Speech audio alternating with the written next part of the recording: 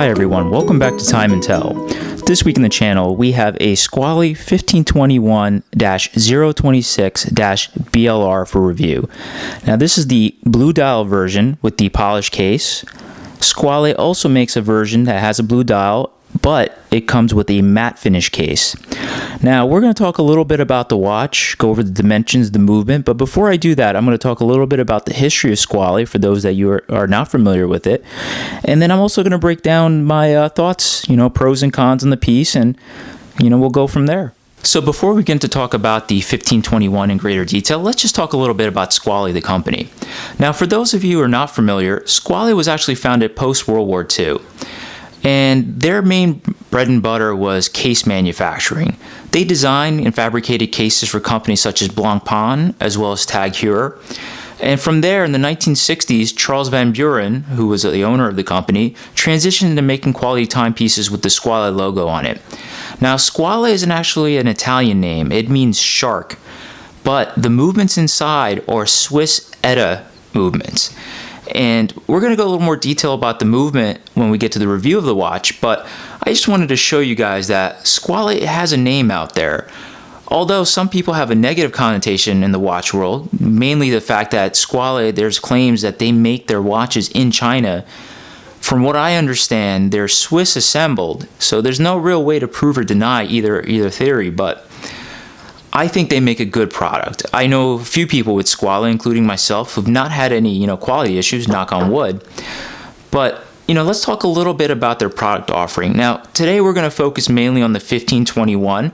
They make a few versions of this watch. Now, on the website, we're going to focus on the polished case version, again, the 1521-026-BLR. Now, purchasing this piece, it can be a little tricky. Obviously, you have the forums where someone could pick it up secondhand, but there are sites such as the Squale website itself, or even Long Island Watches, which sells Squale brand new. Now let's talk about this piece in particular. As mentioned earlier, this is the polished version of the 1521. It also comes in a matte blue dial version, but what really makes this one stand out is this beautiful blue sunburst dial, along with this beautiful orange minute hand. Now, I know this is a dive watch, and in an underwater application, I think this dial should be very easy to read. I haven't been diving with it myself, but I can imagine, based on the competition out there, this one is really meant to be used as a tool watch. Now, let me quickly go over the dimensions. This piece sits at 42 millimeters in diameter across the round of the face. A beautiful 20 millimeter lug width, which, as you guys will come to learn, that's one of the lug widths I appreciate, especially for strap interchangeability. A thickness of 14 millimeters and a lug-to-lug or tip-to-tip measurement of 49 millimeters. However, due to the curvature of these lugs, this piece sits beautifully on the wrist. Now, you could be having a 6-inch wrist all the way to a 7.5-inch wrist with no issues wearing this piece. That's one of the things I like about it. It just sits so well in the design of the case, the dial, the dimensions. It's a very beautiful piece. Now, let's talk a little bit about the movement. The movement is a Swiss ETA 2824-2 automatic self-winding movement. That is the workhorse of the ATA family. I know a lot of people out there are big fans of in-house, including myself, but I do appreciate the standard movements that ETA and Sellita put out. And one of the things I do promote and am a proponent for is that these movements are so easily serviced in the field. If you're just getting into mechanical watches, I think this is a good starting point for you. Eventually, if you want to get into the world of in-house, such as Nomos, Rolex, even Tudor with their new in-house movements for the Black Bay and the Pelagos, I still feel that this is a good piece inside and out. Let's also talk a little bit about the pros and cons of this piece. What I really do like about it is the dial color, as you know. I'm also a fan of the position of the crown at 4 o'clock, so it does not dig into your wrist, say, as a crown at 3 o'clock would. I also like the aluminum bezel. I know ceramic is the next best and greatest thing, but I just like how aluminum over time has that nice vintage look or feel to it. The bezel itself has a nice turn function, even though it's 60 click and I'm a bigger fan of 120 clicks, for what it is, it does a good job. And while I'm at it, I'd like to talk a little bit about how divers use these watches in real world applications. The way this works is, if you're a diver and you're going underwater, you want to see how long your oxygen supply can last.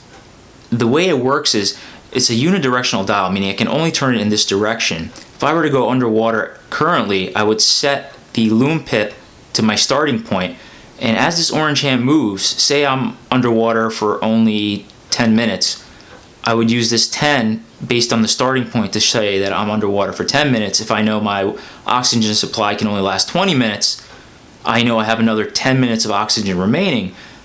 I think that's really crucial when it comes to timing your air supply. That's why I think these things are great tools for actual real-world applications. And another thing that does impress me about this piece is the water resistance rating on this guy. 50 bar, 50 Atmos, which really equates to 500 meters. That's pretty impressive. You know, for a sub $1,000 piece, this has got a higher water resistance rating than the Rolex Submariner. I think that's just great. You know, you're getting a great value for the money that you're spending. And let's go in negatives in this piece. Now, to me, there are not many, especially since I'm not an actual diver, so I can't really say what I do or don't like about using this watch underwater.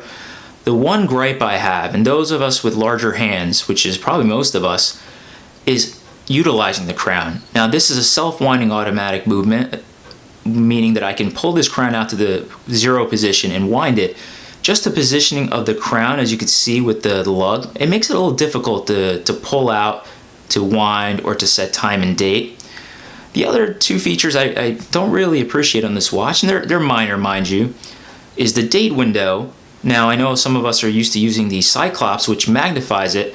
On this piece, it feels just a little bit on the smaller side. Well, even though I can see it, it's not something I could quickly glance, like, for example, a Rolex Date Submariner. But again, you're paying for a Rolex, and it would be nice for Squale, and I know they do this in some of their 1545s, to have either a larger date window or a magnifying glass, which the 1545s do have in some instances. The other thing is the lume on this watch. It's not the best, and I know it's hard to compete with companies such as Seiko in that department, where I know a lot of you joke that Seiko is like wearing a flashlight on your wrist. I just wish for a dive watch this would be a little bit of a brighter piece.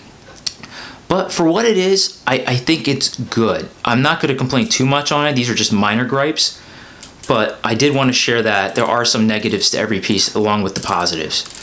But I'd be curious to hear your thoughts on it too for those of you who own it. So feel free to write down in the comments what you think that are pros and cons of this piece. So I know earlier in the video I mentioned I was a big fan of watches that come with a lug width of 20 millimeters, mainly because it fits very well into my current strap collection. What I like about this watch is its versatility. Now, right now I have it on this green NATO strap, but it can so easily be changed out. For example, this orange Perlon matches so well to the orange minute hand that on a nice hot summer day, it's an easy transition. It's more of a playful color scheme. I can also put it on with this darker blue Perlon to dress it up a little bit. And the ultimate combination that many people are a fan of, in fact Squale even sells this color scheme on their website, you can see it matches very nicely with this tan strap. I think that's what Squale does so well. They make these cases and color schemes that are just so fun and playful and so unique. I don't know any other watches that do have this color formatting out there, but I'm a big fan of it. I actually almost forgot to mention that the ETA 2824-2 movement is hackable, and to me I appreciate that, especially if you're trying to synchronize the watch to atomic time just to see how slow or fast it's running over a period of time. I think that's a great feature. And additionally, the case itself, it's a sapphire glass dial, and I actually learned this recently. The lume pip has a sapphire glass right here as well, which I think is a great addition. And there you have it. That's pretty much my review of the Squale 1521 Blue Atmos. I hope you enjoyed this video. I again hope to make many more in the near future, and if you were a fan, please feel free to share this video and hit the subscribe button below. And I look forward to talking to you guys soon on Time and Tell. Thanks, guys.